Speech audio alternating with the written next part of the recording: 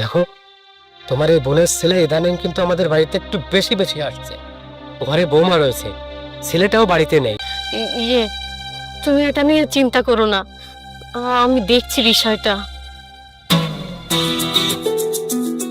বাড়িতে শ্বশুর শাশুড়ি সবাই আছে, যদি দেখে ফেলে তাহলে সমস্যা হয়ে যাবে না? কিসের সমস্যা হবে?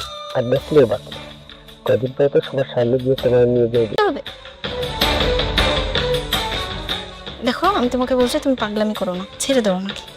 আচ্ছা ঠিক আছে, ছাড়লাম। এবার বলো তুমি এত ভাইব না দি, আমি কি তোমার কাছে আই? এইটা হলো মোর খালা বাড়ি, আমি যখন তখন আইতে পারি যাইতে পারি, আবার চাইলে আজীবনও থাকি। থাক, হয়েছে। বাড়ির মধ্যে এত প্রেম দেখাতে হবে না, বাড়ির বাইরে প্রেম দেখালেই হবে।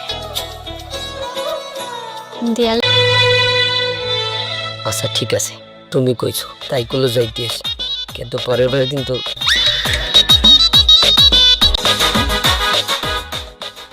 বৌমা, এসব তুমি কি করছো? এসব কি শুনছি? শুনছেন তো আপনারা, আমি কি করে বলবো আপনারা কি? তুমি এসব করতে পারলে কি করে?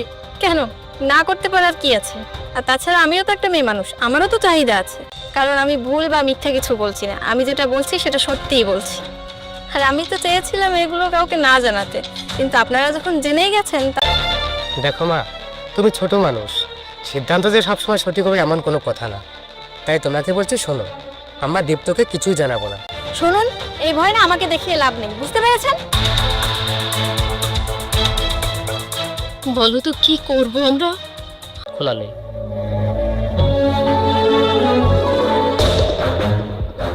বৌমা, কোথায় যাচ্ছ তুমি? আমার তো জীবনের বাকিটা সময় আমি আমার মতো করে আনন্দে কাটাতে চাই, আর আমি এই বাড়িতে থাকলে সেটা কখনোই সম্ভব না। তাই আমি আমার রাস্তা মতো চলে যাচ্ছি।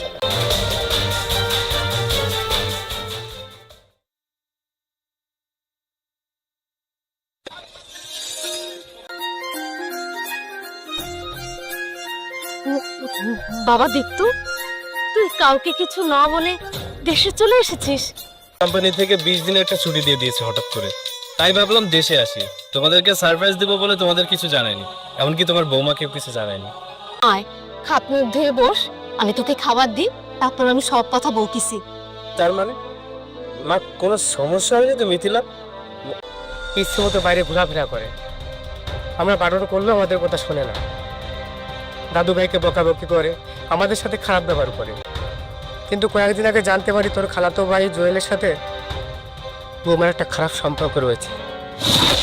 ও জানান, আমার কাছে কেন লুকিয়ে রেখেছো সব? বলে আর কি লাভ হতো বল? যে সংসার করতে চায় না তাকে কি ধরে রাখা যায়? ও যেটা করেছে এটা অন্যায়, ওরা কোনো শাস্তি পেতে হয়, ওই অপরাধের শাস্তি দিতে আমি যাচ্ছি। বাবা, বাবা দীপ্ত কোথায় যাচ্ছিস? মাথা গরম করিস না বাবা। বাবা দাঁড়া, বাবা দাঁড়া, কথা শোন।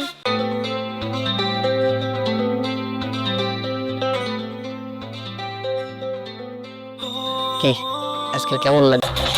আচ্ছা চলো তাহলে এবার উঠি।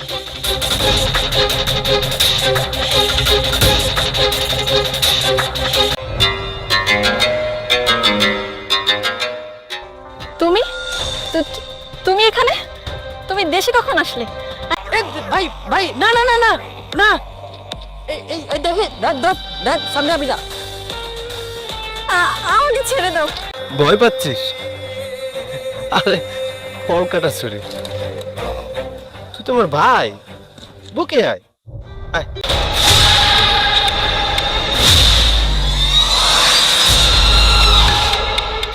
তুমি সংসারে ফিরে যাবে? হ্যাঁ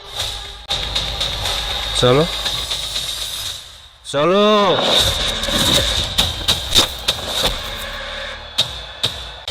আমার সন্তানের ভবিষ্যৎ নষ্ট করে, আরে একটা পরিবার ধ্বংস করে শাস্তি।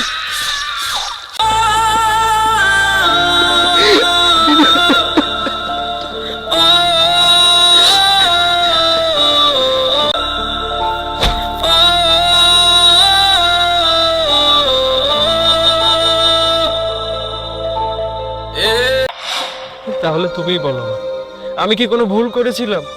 আমি ঠিক করিনি মা, আমার তো মনে হয় আমি কোনো ভুল করিনি। চলুন,